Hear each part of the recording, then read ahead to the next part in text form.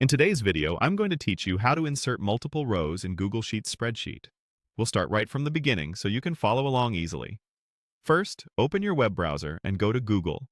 At the top right of the Google homepage, you'll see the grid icon, sometimes called the Google Apps Launcher. Click that to open the panel of Google services. From there, select Sheets. This takes you to Google Sheets, where you can open an existing spreadsheet.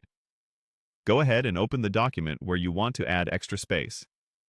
Once your spreadsheet is open, decide exactly where you want the new rows to appear. Look to the far left edge of the sheet. Those gray boxes with numbers are your row headers. Clicking a row header selects the entire row, which is important because we want the new rows to align perfectly with your data. Now, highlight the same number of rows as you plan to insert. For example, if you want to add 3 new rows, select 3 existing rows. The easiest way is to click the first row number, then drag your mouse down over the next 2 row numbers until all 3 are highlighted. If you prefer, you can click the first row number, then hold Shift and click the last row number to select the whole block at once. You'll know it worked when the entire rows are shaded. With those rows highlighted, open the context menu by right-clicking anywhere on the selected row headers. If you're on a trackpad, a 2-finger click works the same. On some keyboards, Alt-click opens the same menu. The key is to make sure you're clicking on the row numbers, not inside a cell.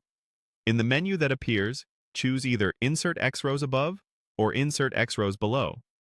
The X will match the number of rows you selected, so if you highlighted 3 rows, you'll see Insert 3 rows. Pick above if you want the new rows to appear above your selection, or below if you want them to appear underneath.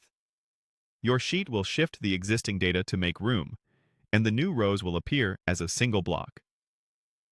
A couple of tips as you work.